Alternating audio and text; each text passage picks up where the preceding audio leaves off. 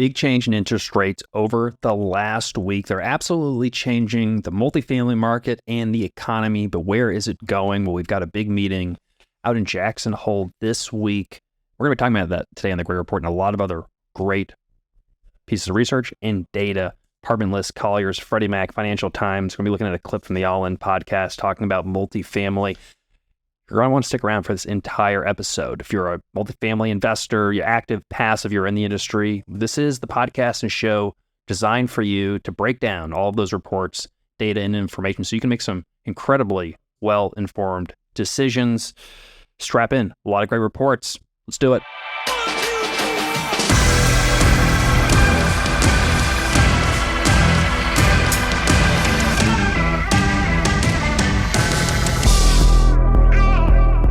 Welcome back to the report.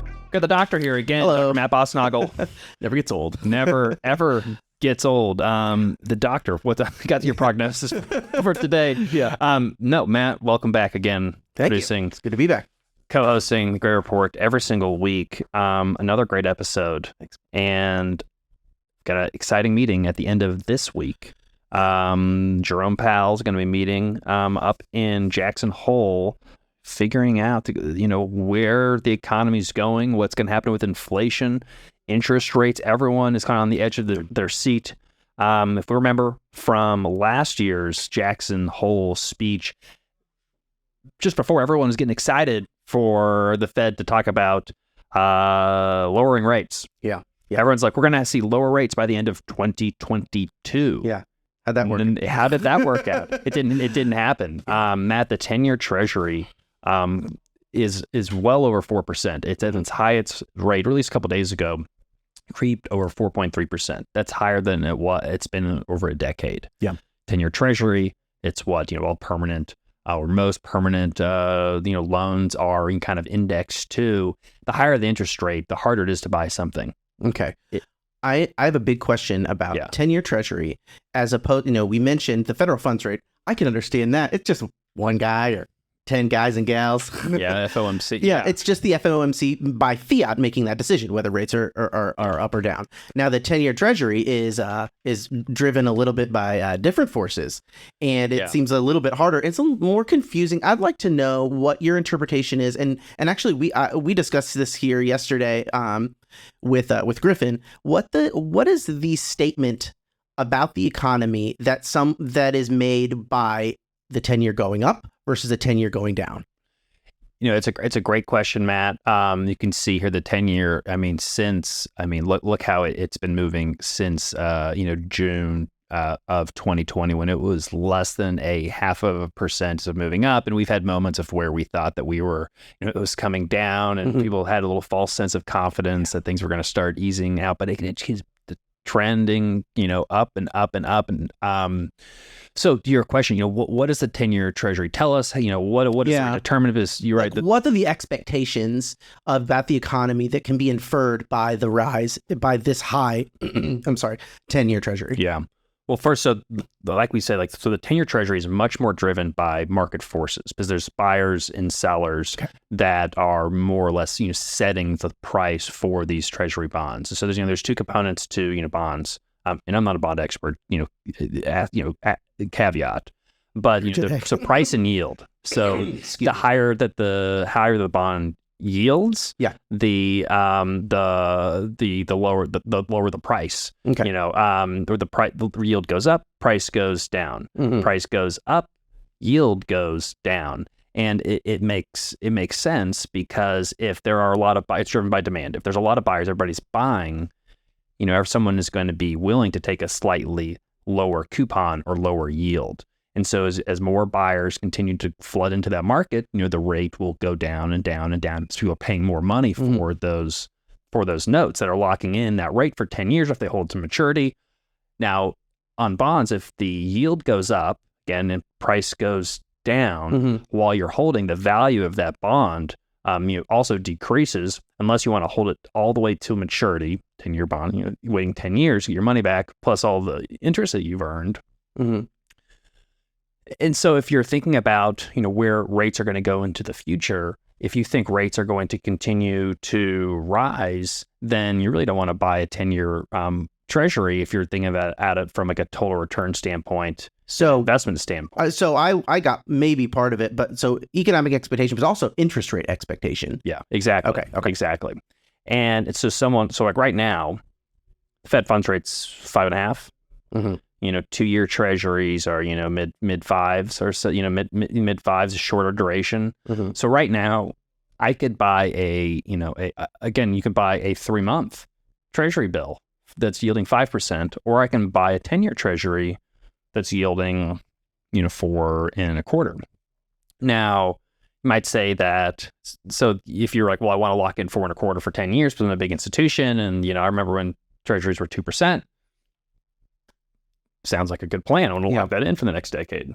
But if you don't need to lock that rate in and you're just looking for some income for the next couple of years, there's a lot more attractive options. So everyone is flooding into these shorter term bonds and less interest for the 10-year. And so that's continuing to move up and move up and move up, which which flattens the yield curve, which is which is good because it's been so inverted, driven by the Fed funds rate, as through fiat, just being pushed up, but then the 10-year kind of just staying low because there's just not as many bids, not as many people are buying 10-year bonds, and there's just general concern about the near term impacts to the economy itself. Yeah. Okay. That's really interesting. And so the difference then between the 2-year and the 10-year, and I've heard this before, but I always get confused. So people have more. Is it that they have more or less confidence in the near term? They have less confidence in the immediate term. Okay. Yeah. All right. That makes sense. Yeah. I don't know what's going to happen right now, but all right. So, but maybe 10 years from now, I will make a profit. I'll make 4.25% over the next 10 years, but I'm going to make a profit. Okay, that's perfect. So next 2 years, a little shaky. Yeah, because people are staying. So the risk on the short-term bonds is the reinvestment risk. So you clip 5% and some change for the next couple months or a year. Yeah, but let's say interest rates decline. Well, the value of that bond may have gone up because you locked in a high, coupon, and the coupons are less, and someone's willing to say, "I'll pay up to get that higher coupon." Mm-hmm. But then when you hit maturity, again, months or a year later, what are you going to do with that money? Yeah. If bonds are yielding lower, then you have to find a new place for that investment, and so that's the concern what investors are grappling with right now, who have all been moving into treasuries. Is where do I sit on kind of that maturity curve? How long do I want to wait? And weighing when do I want to have access to that liquidity without having to potentially take a loss? Because if rates go up, then those bonds will have lost value. Okay. If they have a decently long maturity and they're not willing to wait. So the yield curve has been inverted now for quite some time, which typically predicts, according to most economists, in the past, 10 or so recessions have all been predated by an inverted yield curve. Yep. We have been inverted for quite some time. So this question of, recession is still floating out there. And again, I feel like we talk about this all the time, we're on like a 3-week cycle of soft landing to crash landing, or plane stays up in the air. Yeah, or to no landing, and we are in a period the cycle that we're in right now is the more of the crash landing, because people are seeing like, hey, interest rates are supposed to go down, they're actually going up. And there's been some talk from members of the Federal Reserve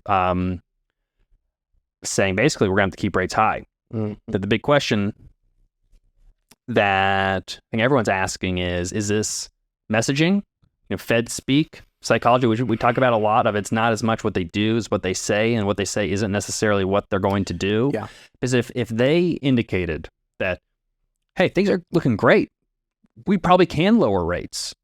Like, what would the market do? Oh, they would. Those dummies in the market would go rushed in to buy. They buy it. It's like, if rates are going to go down, the discount rate's going to go down. That means multiples are going to be able to go up, and it's going to be a feeding frenzy. Everybody's ready to go, because people have been on the sidelines. They're looking for that sign. They're like, rates are going down. Everyone would just jump right in, So they don't want that to happen because that would ruin the whole plan of getting inflation down, because that would be inflationary. Mm-hmm. They don't want the economy. They want the economy limping along so that when they lower rates, they don't have the energy to rush in to buy. Yeah, and they're saying, and right now, I mean, there's people saying that, look, the economy is getting by with higher rates. Yeah. What's wrong with a slightly higher rate environment? This is not abnormal, according to history. Maybe this is where we're going to be. And so that's where these articles are coming out, Matt. And you highlighted one for the Financial Times. Basically, asking, this is the 10-year Treasury, higher for longer rate debate to dominate Jackson Hole meeting. This is exactly what we were talking about. And, are we going to be in an era of just relatively higher inflation? Yep. It's going to require higher rates. And the concept that, if we're at 3% inflation right now, 3% CPI, mm-hmm. getting that last percent from 3% to 2% is going to be a chore. Yeah, that's a big thing. Oh yeah, totally. And they're going to have to wait. But then on the other side, it's like, well, maybe it's not going to be as long because now all of these rate hikes are finally, seeping into the system. Mm-hmm. And so, do we really need any more rate increases, or can we just plateau here for a while and let it work its way through the system? We know we've got a lot of loan maturities coming due. This isn't helping that situation. Let's get through that. Yep. Now, although they could also acknowledge that by lowering rates, they would help all of those borrowers that could be in potential distress. Mm-hmm. But I don't believe helping out CRE borrowers, Matt, is exactly in the Fed's mandate. Yeah. Well, they had that guidance that was, kind of a token. That's true. That's true. Yeah. Some guidance to banks of like, hey, here's some, if you're going to work out some loans, you're probably going to have to work out some loans. Yeah. Here's some things that we would recommend that you look at and the way you do it. Yeah, that's a small potatoes. Yeah, that's a small potatoes compared to the material effects of higher rates. But Matt, I could make an argument either way. Mm-hmm. On inflation for higher and rates higher for longer. But what does it brings us back to this debate we've been having for years of transient. I mean, we thought in 21 we're like, this inflation's transient. But what is the definition of transient? And I mean it's short, very instant in time, and we're obviously beyond that. Yeah. But how long is it? Another year? Years? Yeah, that's what I wrote too. They say higher for longer. You can Google that, and you'll get a lot of articles about this week. What is higher and what is longer? Does higher mean like longer? Here? I am going to say, at least the way I understand it, for me, longer's not that long. 2 years. And this is just, a reasonable hot take is, what if we do hang around high? Maybe they cut it to 4 at some point, but we don't see appreciably lower rates until 2025. And, but even that, I think, would be a big relief if it went from 5.5 to 4. Yeah. Yeah. I think that would be major news and a rate reduction, but it's like, is higher mean it's like, are we in higher, or does that mean that it's going to go from 5.5 to 6, or above the Fed funds rate, 6? And longer, I mean, I acknowledge longer is probably more than 6 months. Mm-hmm. Is it a year? Is it 2 years? Is it a decade? There's undefined terms, higher for longer, but it's not lower sooner. Yeah, I don't think it's lower just for the great on the out of the goodness of their heart. It's the alternative is like recession. Caused by higher interest rates. Not necessarily. We're out of stagflation territory. But I think now the alternatives, and we've mentioned these more than a few times, is this idea that the Fed's going to create the kind of a recession, and maybe we're already headed there because labor is cooling a little bit, consumer spending is cooling just slightly, and savings is and credit. So we're showing a little bit more fragility than we used to have, but still roaring back. And there's no, another potential scenario is, what if they lower it by half a point? They see a crazy reaction like, all right, we're not going to try that again. Yeah. And but I do think that underlying this idea for higher for longer is a fundamental faith in the economy. There were many forecasts for recession in 2023. You talked about this. The 2 year, 10 year, the greater uncertainty in the near term and greater certainty in the long term. With that, that's perfectly been the case for the past 2 years. Period. Yeah. There was a little bit more confidence maybe in 2021 when things were roaring along, but it's very uncertain for the past year where things are going. Yeah. And I I think that this idea that interest rates could be either elevated or really reset, like being able to plot that course, just the predictability is I think it's one of the tops the list of pivotal concerns for the community, for the commercial real estate industry, capital markets specifically. Colliers will go over and talks about the low multifamily volumes. We are about about near half of what we usually have, and two quarters of about half the volume as usual. Even though multifamily has been traded the most, it's the one that's gone down the most in terms of transaction volumes. So this is a report from Colliers, their U.S. market snapshot, posted after the second quarter of this year. Matt, one just before we get into this report, one question that I had for you, relative to rates and inflation, something we've talked about a lot. We talked about the rent report that you published last week, 2 weeks ago, last week, and looking at how CPI is calculated. Mm-hmm. With our rents, we know because CPI is like very much lagging indicator. Yeah. Almost 12 years in the past. So we can kind of have an idea of like where it's going to go based on like where rents were moving, 13 months ago, like 1 month ahead. Totally. Where we're going to be. So we know in September, we should see a big drop off because that's when the rents really started cooling and starting to go negative in some markets near the end of 2022. Yeah. We're going to have multiple months of CPI shelter declines. Oh, yeah.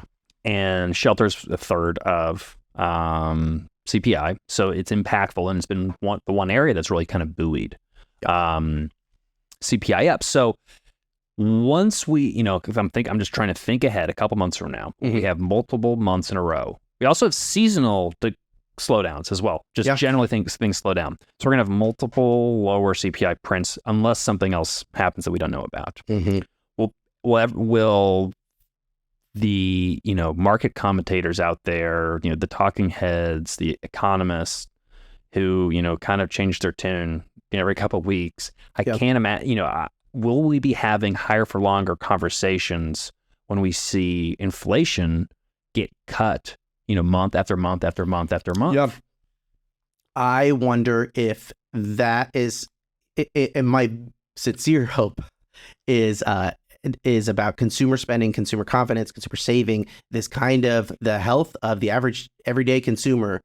If that doesn't improve along with CPI, then there's something that's weird. and I think that if the it consumer's doesn't, been doing surprisingly well. Yeah, there's the credit card debt's really bad right now. Mm-hmm. But employment's still strong. Yeah, relatively, and we're still spending money. Maybe we're putting it on credit cards, so maybe we're creating a larger problem. But generally, the consumer is buying with confidence. It's not growing. The services. Yeah, there's the consumer confidence is not growing leaps and bounds like it used to be. It tracks really, really closely with inflation. It's interesting. The confidence is down, but the spending is still up. Like people are still spending money. And I think that is it is really a really accurate reflection of inflation. And as inflation goes down, I had a graph that I was sharing with Addison before, and you can see the intersection. All these major times when inflation went up, consumer spending was down. The only time, consumer expectations were down. Now, the only time that consumer expectations went down dramatically, that wasn't really a reaction to inflation, was the Great Recession, the 2008. And so it almost made like a new paradigm. And this is my hot take that I was trying to explain to Addison. I decided not to post it, so I'll say it here. But is like, what if consumer expectations post-financial crisis just are a little lower than before, and it makes sense kind of from a psychological viewpoint. There's a lot of people that are still in their mind of like, oh, it's hard to get a job in this economy, and they'll say that even as labor force participation is incredibly high and employment, so all these numbers are high, but there's this persistent feeling, and it's hard to ignore. And I think part of it is inflation. Yeah, and that it's going to be a big factor, but I think that I think you might be right to a certain extent. Like, you take out all these factors of inflation, you take out housing, energy, maybe that's so volatile, you never know what's going to happen there. Because Russia keeps pumping in Saudi Arabia. But used cars are down, and all of these individual things, except for wages, are outpacing inflation just a little bit. Just a little bit. Wages are like 4.4 or something, 4.5 maybe, and inflation's 4. And the argument that I've read now, it's in none of the articles this week, but is wages are a little stickier, a little slower too, because you pay more, your rent goes up, and then you go back to your boss and you're like, well, this last year, and so you don't go back to the boss and talk about that. That's not an arguing point. It's like, well, I'm anticipating inflation's going to go up 30% next year, so I need that raise. No, but now it can't. But now it's whether it's next year or this last year. It's inflation is a decent excuse because everyone acknowledges that it's a thing. It makes more sense to argue. Yeah, prices went up this past year. Can I get a raise? Then I'm really expecting prices. No, sorry. So it's a very much past looking, I think. But that's where it can get scary. Yeah, is if we do start getting into okay, now I'm gonna every year everyone is in the habit of I'm gonna ask for my larger raise because there's inflation and I've noticed that groceries are more expensive or whatever it is. There's the that's the wage price spiral, and it was a big talking point for when inflation was huge. Yeah. From the even at the start of the pandemic when interest rates were so low, we were talking about, and we kind of saw in the future a little bit, even in late 2020 when things were starting to heat up and you could look forward and see, there's could be a wage price spiral. It never really happened. Well, not in an absolute deteriorating way. I mean, we have had inflation longer than it was initially anticipated, and wages played a role in that. Now it hasn't spiraled out of control. It seems to be moving in lockstep.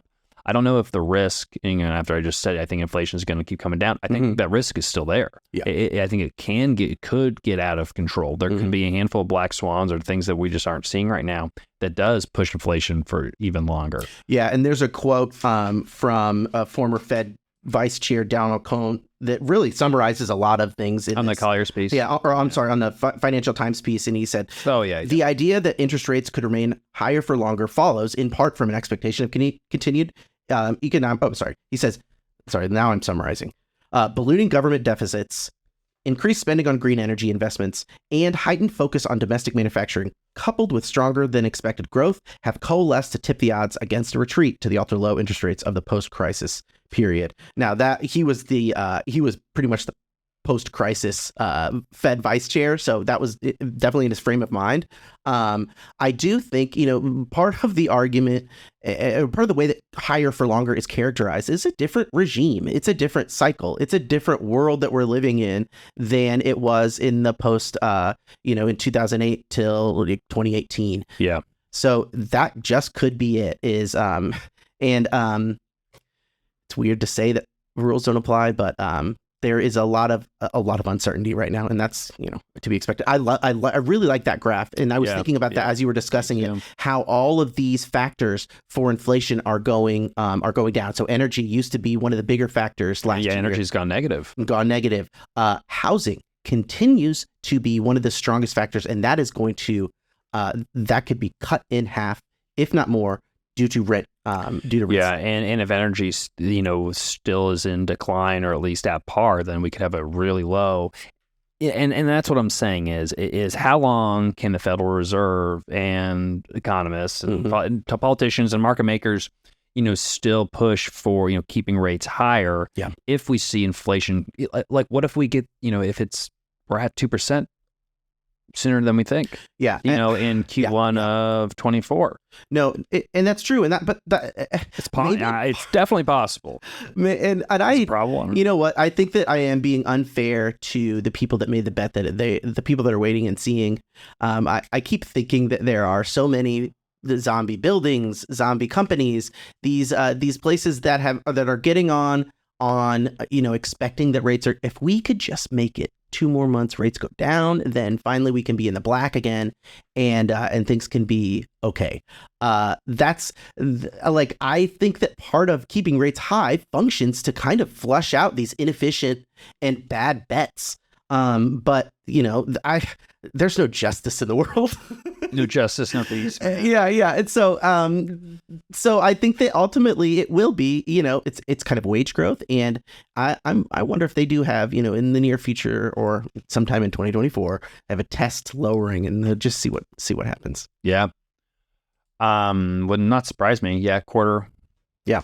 25 bips would it really matter? I mean, again, it's much more of like what they're projecting rather than like the actual actions. 25 bips shouldn't matter that much. Yeah. But it's just the idea that they felt confident they could make that move. Mm-hmm. What does that mean? And then and recently, the kind of the fear and anxieties have been associated with higher for like people are like, oh, maybe it could be higher for longer. Yeah. I'm a little sadder. But still, I mean, the stock market is still doing, I mean, we've had a little bit of a pullback, yeah. But I mean, again, with the discount rates, I mean, big tech is doing incredibly well this year. And, the stock market keeps pushing, again, we've had some pullbacks recently, but, doing relatively okay. Mm-hmm. Man, this Collier's report, multifamily. Yeah. What are some of your takes? I mean, it's top asset class, right up there with industrial once again. Yeah. Volume still is, but 11.7% year-over-year price change. Do you think that is that's where we're going to land by the end of the year? Do you think that there's more room to drop even further?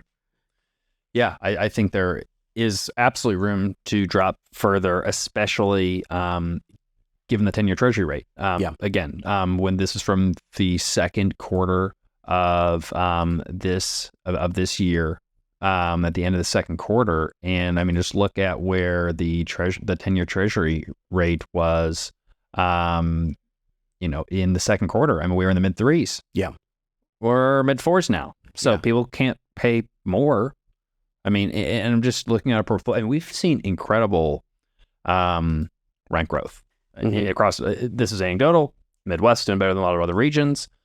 Our portfolio is like crushing it on like rent growth and revenue growth. And our net operating incomes are increasing, but with expense pressure, and we've like redone our budgets, we've like reduced expenses since the beginning of the year, but we're not seeing huge NOI growth. We're seeing steady, we're seeing flat to 4% NOI growth. Mm-hmm.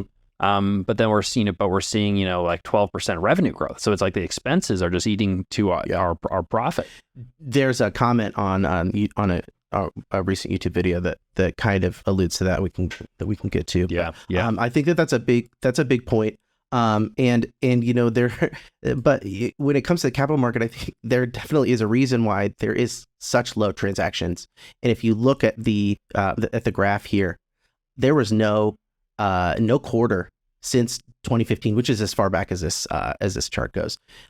There's no quarter save for the beginning of the pandemic when transactions were as low, which is shocking because like in the beginning of the pandemic, like you could not transact, like it was illegal. Yeah, because you couldn't go on site, like you couldn't get an inspector to do your CapEx and your due diligence and go out for an appraisal. So like the fact that we're even relative to those levels when like you can transact today, but people don't want to, and people didn't necessarily want to at the beginning of the pandemic either, because everyone was waiting for commercial real estate to crash and COVID discounts. Yeah, and then people were waiting for more COVID discounts, and all of a sudden, not only were there not COVID discounts, but there was a COVID premium, and things started going crazy. A lot of people got left behind. Yeah. Now, I think that the cause of a huge cause of these lower transactions, well, obviously, is higher rates themselves. It's going to make it impossible for business plans to work, but also uncertainty. I would say I think that's even more so, because like someone might make sense of a price if I know what the interest rate is, but we've had multiple experiences with this. But the idea that, I mean, specifically, I mean, like now I have more confidence on the Fed funds rate than the 10-year Treasury. But so if you want to put long-term fixed rate debt, it's going to be based on the 10-year Treasury. Again, you're making your offer, 3 months before you're going to close. 2.5 months before you lock your interest rate. So where is the 10-year Treasury going to be in 2 months? And you may have made your assumptions, 3 months prior, because you just started looking at the deal. So that's such a you have to be so conservative on where like the 10-year could go, which makes you not be aggressive enough or, competitive because you're being so conservative. And we were talking about this format. We were talking with the team earlier of knowing the balance between being with your assumptions conservative, but realistic. Because if you're too conservative, you will never buy anything. Yeah. If you're like, well, we're going to know expenses are going to increase and we're going to make less money and occupancy is going to be, in the toilet. Well, yeah, the deal's going to look really bad. It's good to go through that exercise and see what breaks and do sensitivity analysis and all of that. But if you're like your base case is so conservative, like you're just not going to win a deal. Yeah. But at the same time, you have to be conservative and you have to take risks into account. And so, where is the the right assumptions where we can feel confident that we can push something. Yeah. So we know we can do it. Versus what we're going to speculate on, how much you're going to speculate on, and how much you're going to kind of pull back a little bit. And from a seller's perspective too. If they don't know, if they don't know what they want to say, rates are going to go down or rates are going to go up, in the next, or the big concern is, are you going to close? It's like, okay, you're showing me a high price today, but are you assuming that interest rates are going to go down? Because everyone has been saying, interest rates will be down. I mean, how many people have we heard the last couple of months are like, well, interest rates should be down at that point, and they're like, they need to be, because otherwise the deal's not going to work. Yeah. And there is like they note in the All In podcast, there's a number of people that are hoping for interest rates to go down. There's a lot of maturities coming up. They are hoping and needing. I mean, almost $8 billion just of CMBS in October and November just on multifamily. And there could be upward. I mean, there could be potentially, Matt, just in the fourth quarter. Well over $10 billion. I mean, it could be up to, there's 121 billion multifamily was transacted in the fourth quarter of 21. We know a lot of that was bridge debt. We don't know exactly how much. Yeah. But it was a lot. I am confident it was more than 8 billion. I'm thinking it's tens of billions of dollars that are going to all mature in Q4, and what that happens. Answer your question about the price declines. You think we're all the way through it. Colliers has the prices have decreased about 11%. There's no way we're all the way through it because we haven't seen enough transaction activity. It's just been like, there's a deal done here, there's a deal done here, but something's got to have something, either whether they're extensions, which they need new appraisals and all that, and go clear all these tests. Lenders can maybe accommodate, maybe they won't, or keys are going to be handed back, tossed back. Yeah. We've heard from some of the institutional groups that, and this can be the challenge of investing with an institution, like they've got such a large portfolio, they can hand a couple deals back and they don't care, but they don't really care. Yeah. They're like, oh, we did 100 deals, we're going to miss on a couple. And just, here you go. We'll just focus on new deals. It's not going to affect us that much. We'll live to fight another day. A group like us, like we can't, the handing the keys back isn't an option. Like that's like, we're not going to be doing deals. Yeah. Because everyone's like, these are the guys who lost a deal. But there's going to be deals handed back and transactions. Something's going to have to happen. Like the loans are coming due. So they have to be sold, refinanced. We have to bring money to the table. We're going to hand it back to the bank. And we were just talking about, well, people are going to be throwing keys to the bank. We're hoping that the bank just starts throwing the keys back out to whoever is still in the market and wasn't in that bad position. Yep. I think that what is interesting too is this is such like a capital markets issue because the fundamentals are pretty dang strong. Here, let's listen to this clip from this is from the All In podcast recently.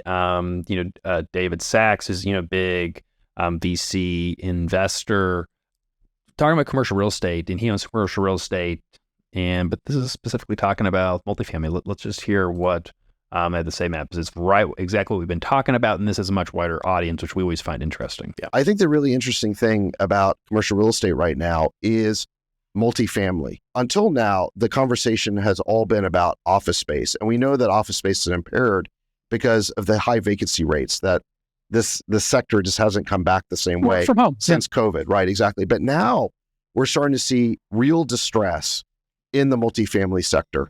Now, why has this happened? Because multifamily is full. There's no vacancy problem. Yeah. It's hard to get a home, and more people would be renting if mortgages are high. So explain why that. On the demand side, the problem is in the capital stack. So let me describe the problem of what's happened here is, let's say that you are a real estate developer who bought multifamily. You bought it at a certain price level. Let's say you financed it 2/3 with debt. You now need to go out and refinance that project because let's say you did a value add. Let's say you basically did some improvements to it. That means you didn't put long-term debt on it. You can't put long-term debt on a project that's not stabilized yet. If you want to do value add work to it, you get what's called a construction loan for 2 or 3 years. Loan, same thing. So there's a lot of real estate developers who need to go out right now and finance these projects that they bought. And they bought these projects at the top of the market. So let's say you're going out now to refinance. First of all, the rates are much higher. You're looking at paying 8 or 9% instead of the 3 to 4% that you had penciled in your model a couple of years ago. Moreover, there's another problem, which is potentially even worse, which is loan to value. You had it's not basically gotten 2/3 loan to value a couple of years ago, but values were much higher. Now values are lower because, again, multiples have shrunk or cap as interest rates have gone up. Same thing. And so the amount that you can finance is much lower. So you either have to top that off by coming out of pocket with your own equity, or you have to go to one of these mezzanine funds. So now there's these mezz funds, they are total sharks, and they're going to charge you not 8 or 9%, but like 15%. So your capital stack has basically is completely upside down. You thought that you could borrow all this money really cheaply, but now it is super expensive. And this project no longer pencils. There you go. You're underwater you got negative leverage on the project. And so I think you're going to see, again, not just impaired office space, now impaired multifamily. And there is not, I think, a sector of real estate developer who is not in distress right now if they need financing in the next year or two. That's what do you get? Oh, they jumped in really Oh, quickly. yeah. They're like, oh, man. They're like, oh, we also saw Great Capital's report on loan maturities and potential distress in the multifamily market, which you can find at greatcapitalllc.com. Yeah. Matt, it's sleeping through the ether, and then the rent report's right there as well. Yeah. But yeah. I mean, we're updating it too, so look forward for that. Yeah, there's a whole new update. So I mean, these guys aren't real estate guys. They're VC tech investors. You know, some of them do invest in real estate. I think David Sachs clearly does. He was talking about an office property that he has that he's essentially said like the refinance. He got terms, but they are horrible. He's told they're actually really good right now. He's like, I'm just going to pay off the loan.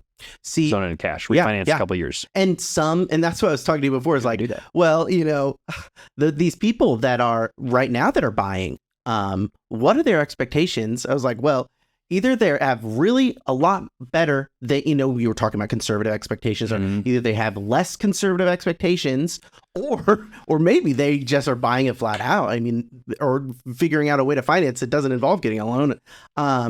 I think that ultimately, though, when we're talking about the loan maturities and the credit tightening, which is happening, the upshot to all of it may not be, hey, this individual finds a deal here, or that like there's an amazing deal. I wonder if and what I'm kind of hoping is that it does have an effect on price discovery and helps to kind of set a new price so that the market can start moving now. Because with low transactions, that it does seem like something's wrong, and it ain't just it doesn't work. It just there's not the bid-ask spread as we were talking about the last year, and I do hope that the increased volume allows for some actual price setting and price discovery to take place. We need that to happen, and I my hope is, and we talking about this week, the move in the 10-year and talk of the Fed funds rate staying where it is, higher for long, all this talk. My hope is that the kind of the deals that are out there right now, these are the last set of deals where the sellers were like, believe that rates are going to be lower and they're going to be able to get a good deal. Yeah. And everyone that was hoping like, well, maybe we'll be able to refinance because rates are going to be lower. We have to refinance in Q4. Let's see where rates are going. Now they're seeing all of this and they're like, it's not happening. Yeah. It's not happening in time, which is exactly what you outlined on the loan maturities report. Yeah. And like, I think that it is funny because there is this gap, because the long term, you go back to the 2-year, 10-year, long term prospects even for for apartments are great. Fundamentals are great. And we're not scared. We're talking about how much we want apartments to be cheaper while the company that we work at, while we own these apartments. So that would mean that our apartments are going to be lower in value too. But I'm not worried because the fundamentals are good. The fundamentals are good, and the way we finance them, we're not selling next year. And exactly you said, in 5-10 years from now, probably they're going to be worth like a hell of a lot more. Yeah. 6 months from now, I don't know. I really don't know. A year from now, I don't know. 2 years, it should be out, but I'm not sure. 5, 10, I have a much more confidence just looking at the long term kind of fundamentals, things even themselves out. Yeah. But again, if you were waiting for something that needed to have this year, you're in a bad spot. I mean, Matt, we talked about last week our refinance of property that we have down in Bloomington. And we were able to get a cash out. I mean, we were able to get some money, which was like very rare. It's because we crushed our business plan. We renovated these units. We decreased expenses. I mean, we're getting like 23% organic, like renewals right now. Like just really strong growth. It's a great asset. We were barely able to squeeze out a positive cash out. We thought we were just going to get the neutral. We had to talk to 5 different lenders to even get any sort of like decent terms. We had lost our rate lock because we weren't able to refinance. We would be in such a bad spot. Like same property, same location, same stellar performance, but it would have been the difference between us being able to put some cash into our account to do some other stuff, or us having to come up and write a big check just to hold on to the deal, just to keep the keys. We were in a good position. We were going to only have to write, maybe $500,000, $1 million check, which would have hurt our returns. Would not have been good, but like we would have been able to survive. And we were, our business plan for it wasn't flip it in a couple of years, but it's always been a long term. But when it was, when we bought that, and was the time when people were thinking about, well, just flip this in 2 years. They didn't, and these 2-year flips are now coming by, and maybe they're flops. Maybe they're not flips. It's again, risk equals return. Get rich quick. Flip it around. Again, you can make a lot of money doing that. People have been doing it the last decade. Made a lot of money. We sold some deals sooner, not necessarily because we planned to, just as we had an opportunity to. Yeah. But it's why we've been saying for the last many years before COVID, in an era where you could do 18-month turnaround flips and cycle in and out, and you get a big pop and stack a lot of chips pretty quickly. But I'm like, I knew then that I'm like, it's very easy to just connect the dots to say your back could be against the wall. There's musical, there's musical chairs. It's all good until the music stops and there's not a chair for you. Yeah. And I just never wanted to put myself or our investors in those situations, and realizing that if you have the time and if the project's financed and capitalized properly, if you're a decent operator, you can weather most storms if you buy decently well. And if you can increase the value through some increasing your net operating income, increase revenue, decreasing expenses, you can really put a lot of buffer to insulate yourself. Our portfolio is very well insulated. Like David Sachs was saying, he's like, every real estate developer is in trouble right now or is worrying. And I heard that and I'm like, well, he's talking about real estate developers in a general sense of like large groups that invest in real estate. We're not in trouble. And I don't know, it made me feel really good about some of the decisions that we've made, that we're not in these positions. Not that we do everything right all the time, but I do think, I feel a little bit vindicated from like the years when people were making a lot more money doing shorter term, riskier strategies. But I was, because I remember like looking at presentations, people going over deals, and I was like, man, they're using this floating rate. Man, they're really all that rent growth. Like, wow, they're performing. I was like, they're crushing these big IRRs.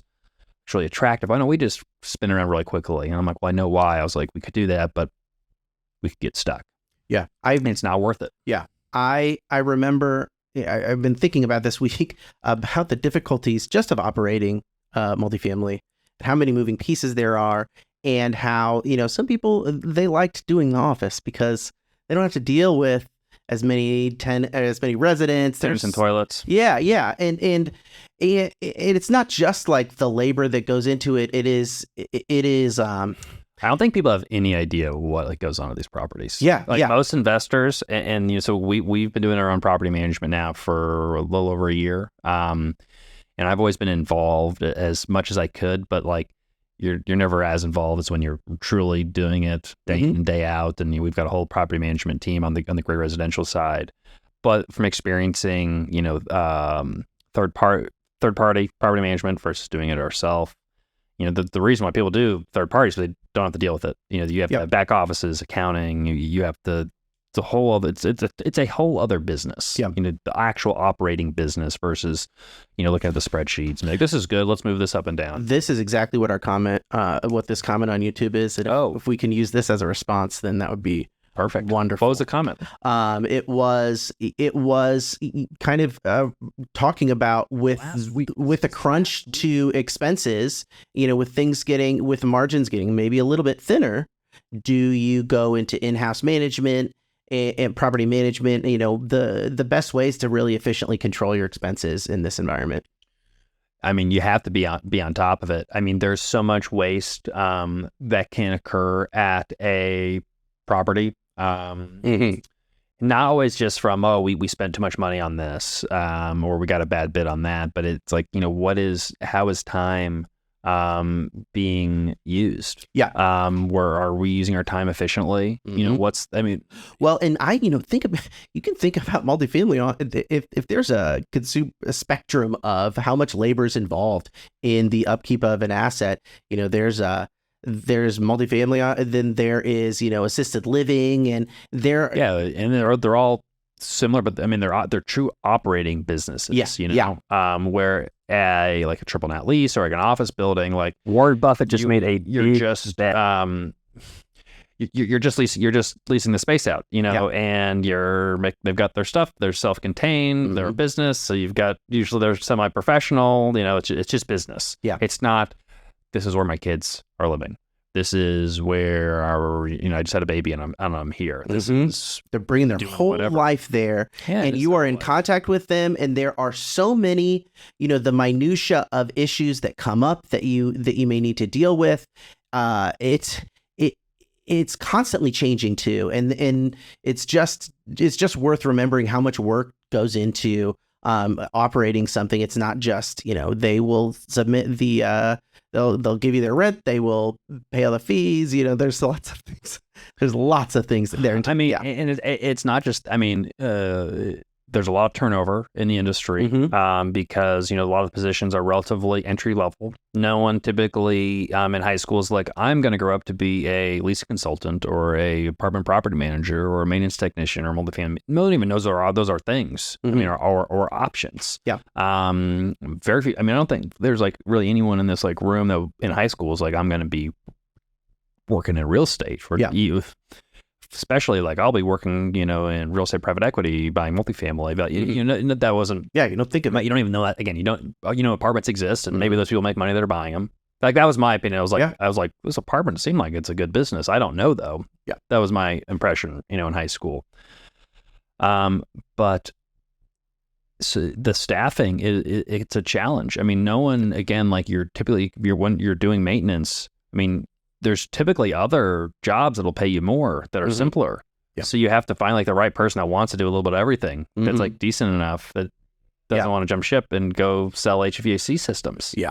But then, you're dealing with real life.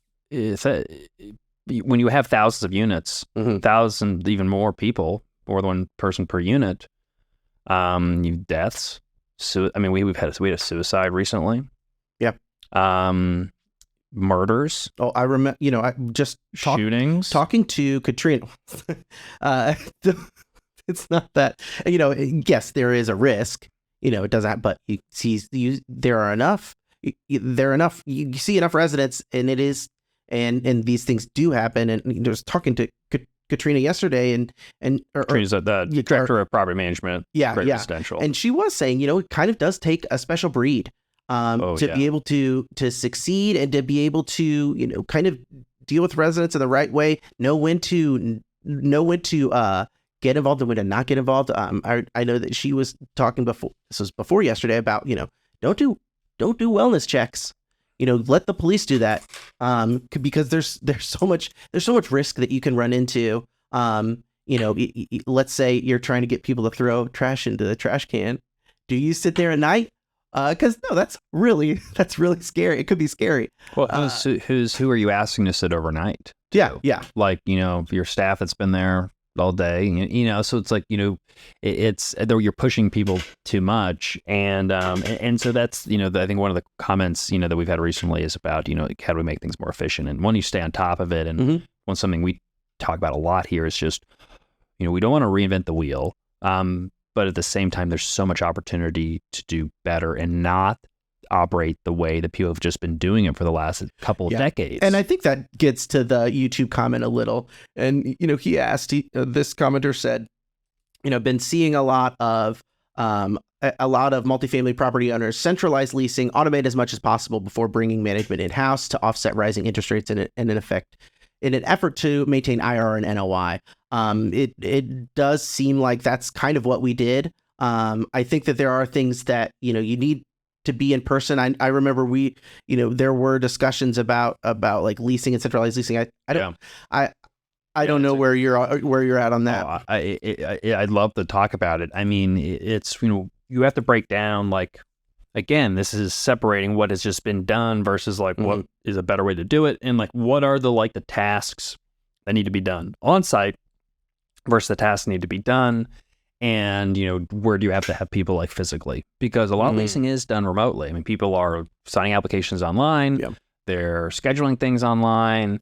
Follow up. So it's like, do you need a person, let's talk about leasing consultants like first. So like, what their job is to, manage prospects coming in, get applications signed, get them approved, do tours, do follow up.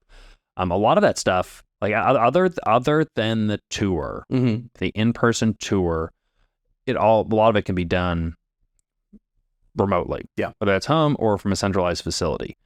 And a lot of times, leasing consultants are relatively entry-level positions. They're sales positions. Yeah.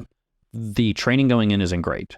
Now, so it's like it's on property management company to give them that training. These are sales positions. You're selling essentially, a $12,000 to $20,000 product. Yeah.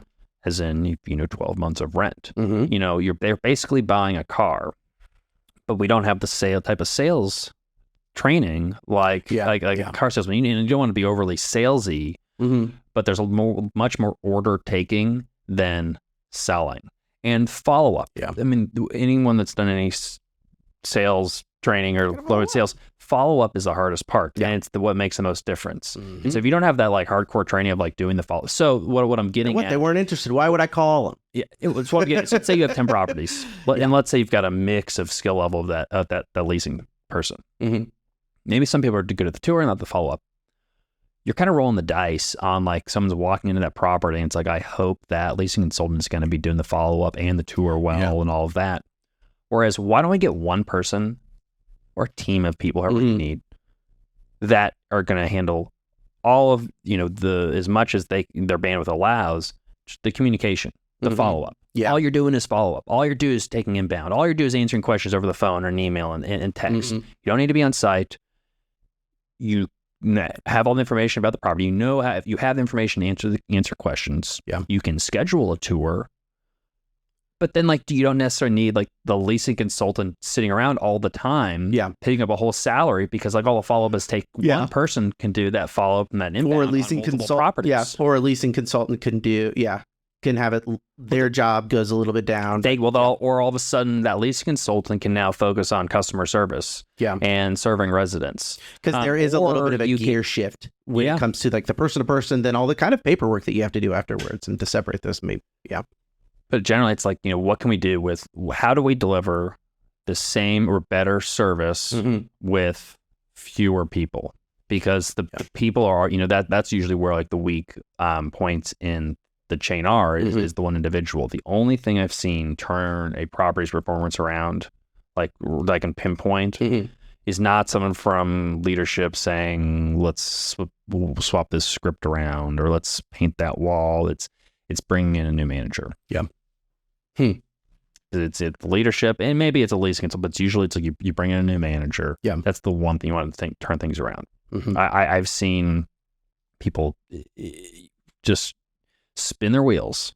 Well, and trying to figure it out, and then they're like, you don't want to let somebody go because it's this person's livelihood. Yeah.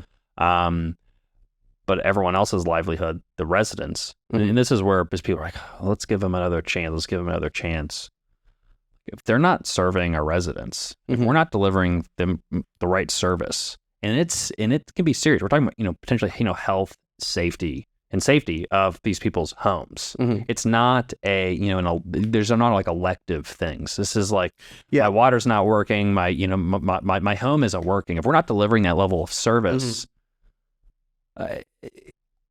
do I have the responsibility to just this manager? Or do I have a responsibility to the residents, the investors, and the rest of the staff and the rest of the company? Well, if you're talking about staffing too, I think also you have to meet people at the right time.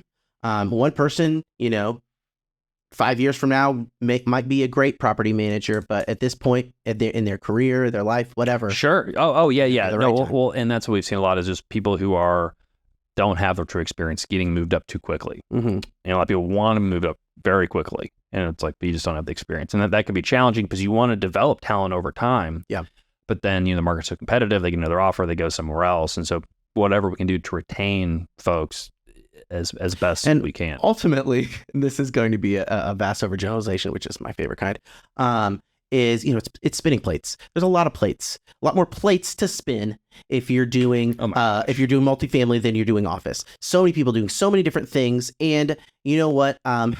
It is as little management experience as I have. If you're not keeping them spinning, if you're not reminding people that you're there, and if you're not, inserting that kind of accountability, then people are naturally going to do it a little less, a little less, a little less, a little less. That's just a kind of human nature. It's not their fault. It's not, Yeah. You look for the plates that'll spin the longest.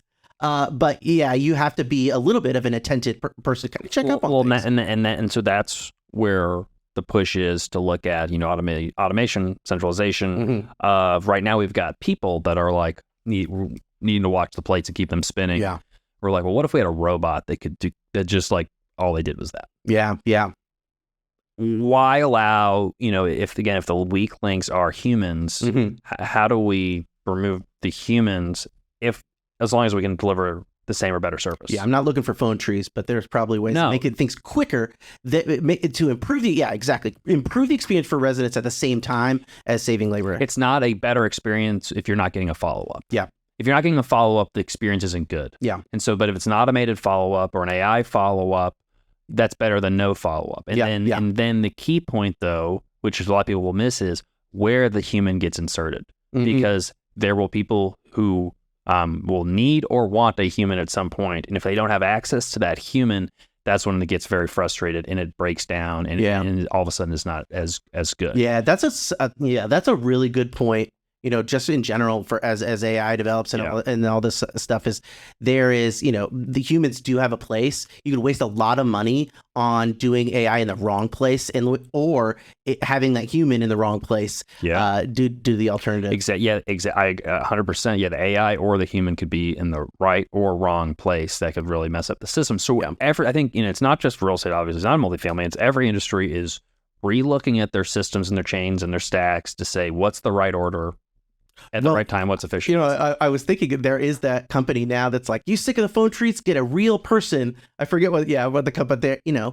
It's not always the same answer. Things are going to be different. We may realize. Well, some things maybe it's not automated, but it's just delegated or outsourced. So can a call center in like the Philippines? That's what I thought that he somewhere was, be very effective. Yeah, when he was talking about centralizing leasing, that's what I thought maybe is and I think you may have mentioned there's professional companies or that will manage all of the leasing that you do, and I wonder if you're if you're too centralized, are you not paying enough attention to the individual sites and well, again, I think it's like. what are you centralizing? And the two categories I've talked about the most are leasing and in maintenance. Okay. Because people usually are still saying, okay, you need a manager, maybe that's multi-site manager, but like one manager. Mm-hmm. And you're going to probably want at least one maintenance person that is there. Maybe they're the supervisor. But this idea of, again, like, okay, you've got a maintenance team, maybe it's a supervisor and two techs, or a supervisor and a tech, or two techs, or whatever it is. Like their whole day, who's managing them? Then because there's always like, not always a riff, but there's like kind of maintenance world, and then there's like leasing office world. Yeah. And typically that property manager is like the manager also of the maintenance supervisor and the maintenance team. But there's this, idea that like that the maintenance world has often, not always, often of like, what do you know about maintenance? You're in the office. Yeah. You don't know anything about replacing toilets and doing siding. Like, I'm going to tell you what we do. And I don't respect your opinion on this stuff. Yeah. Yeah. So you can see how there can be some, immediate conflict there. Totally. And so you have problems with the managers having a hard time managing the maintenance team because they don't really know what to do. And so there's obviously a lot of controls and there's training that goes into that. On the maintenance side, we talked about centralized leasing. It's like, what are you guys doing? Sometimes it's like, what are you guys doing all day? Okay, we have X amount of work orders done. We have X amount of turns to do. But if we break out the day, we're really, there's a lot of inefficiencies. It's a lot of like moving around. We see a lot of, and again, we fix a lot of stuff or making plans of productive procrastination of like, we're doing work, but it's like not the work that needs to be done. And it's the easy work of like, I know how to do that. And the jobs that are a little bit harder, we're calling a contractor. It's like, no, we could take the time to do that. Or you can make a call to your regional supervisor or director. Hey, how do I do this?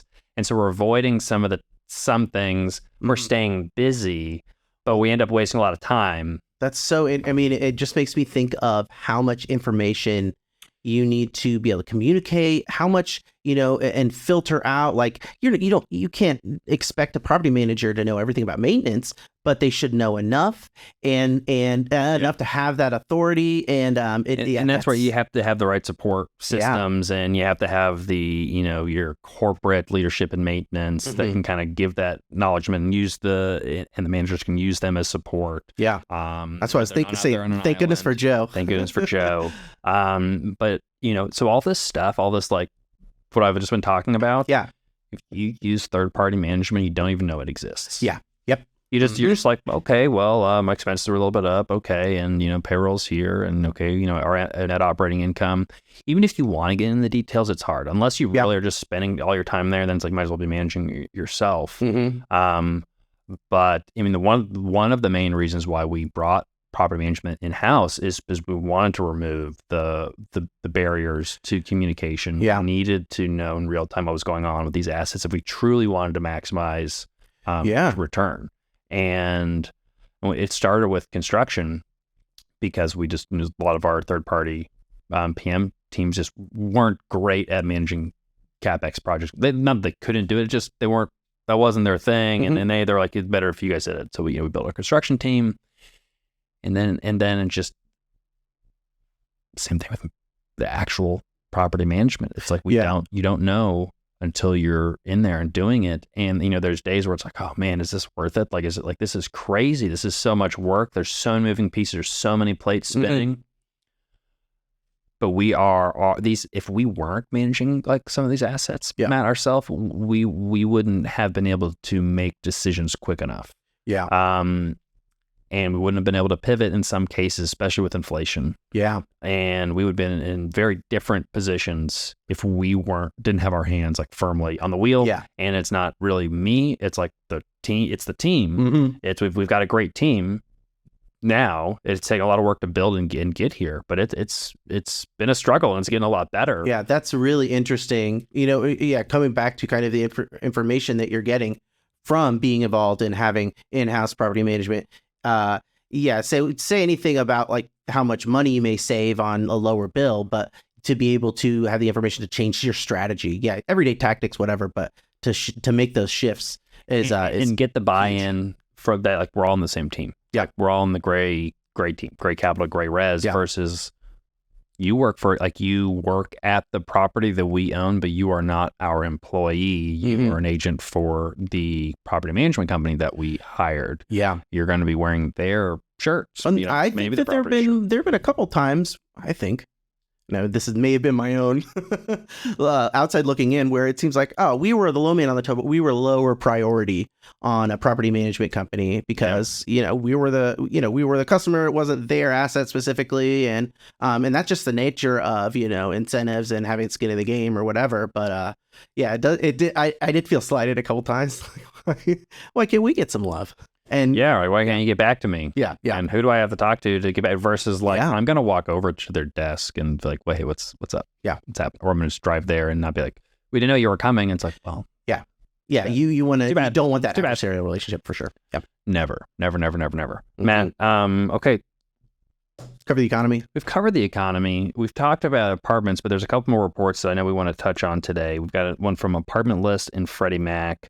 Before we get into those, just a quick reminder, we got a newsletter, comes out twice a week, big one on Thursday, short one on Wednesday, all these reports and more. It has been known to be the most effective newsletter in the multifamily industry. It's really for insiders, but everybody reads it.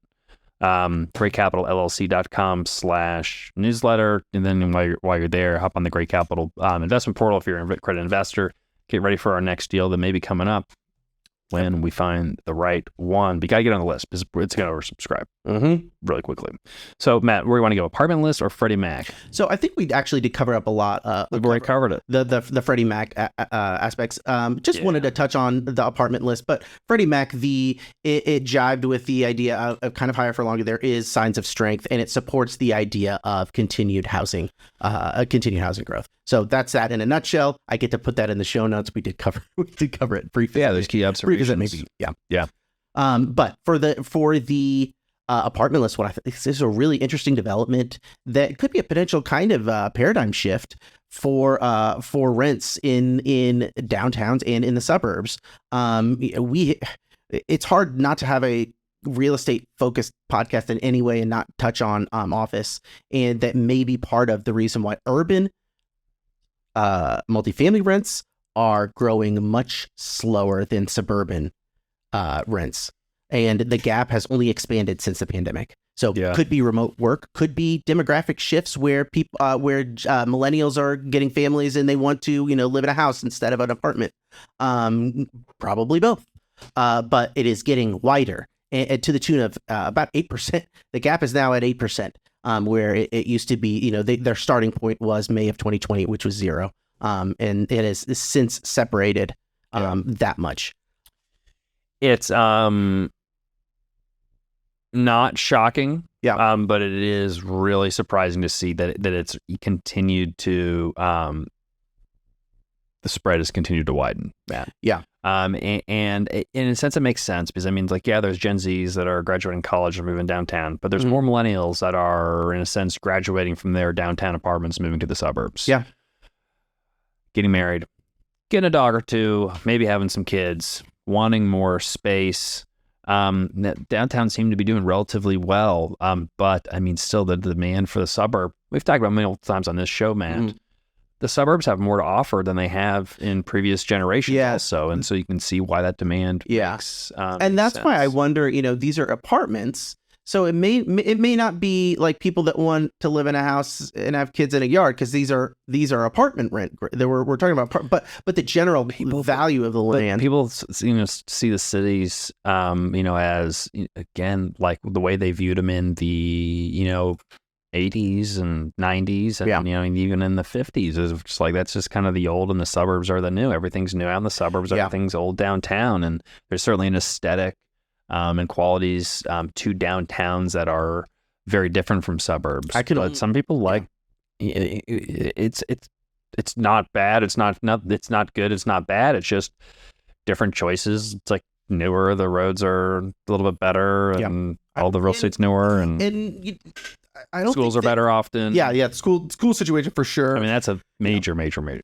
And it may be different in other places than Indianapolis, but one thing that is happening in Indianapolis is these suburbs are becoming more denser, like kind of mini cities. Yeah. And I wonder how Indianapolis downtown recovery is actually one of the weaker in the nation. But if you look up to places like Carmel or Fishers or Zionsville or even like Whitestown or something, Westfield, Whitestown, all that. There are these places, and we'll just use Carmel as an example. There are the residents there, they're fighting against the apartments. There is a large city center essentially in downtown Carmel where there's a lot of dense apartments, and they're going up there, and it may not be technically downtown in the city, but they are certainly trying to kind of cultivate that feel of you've got your office buildings, you have retail options, and in Carmel you have statues of people that are strangely unsettling, but it can get a little weird, but they have done an incredible job in developing and in the growth and managing the growth of Carmel itself. I mean, it's really I think impressive. I mean, it's obviously it's not always for everybody. But it is definitely a little city, and it's nice up there. It's not cheap by any means. Yeah. So so it could be, again, I'm not counting out the kind of look for the yards and the kind of ancillary effects of greater interest in single family homes would seem to carry over into the apartment market. Always has, really. But I think that remote working is dragging people and making, you live in Carmel, a little bit easier on traffic if you can remote work, maybe there versus downtown. Yeah. But I do think the rise of these suburbs as places in their own right where you don't really need to leave that much, and there's increasing amount of like entertainment options and stuff that normally happen downtown.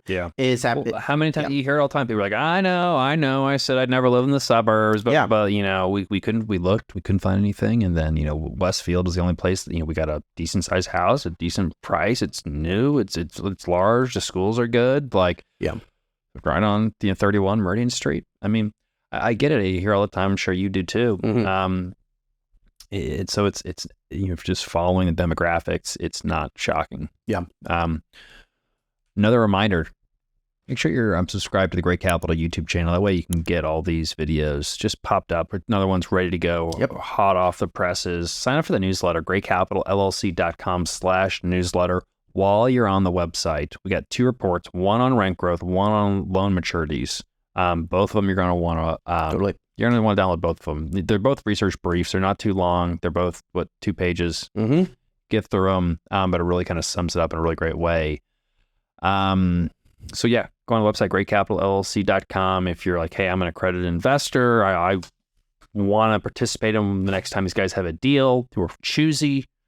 It's going to be an awesome, whatever the next deal is. Greatcap.net. Greatcap.net. We got a new, you can go the old one, greatcapitalllc.com, but greatcap.net is the new, cool, hip, retro URL. I want to start domain. I think we should start selling merch. Greatcap.net.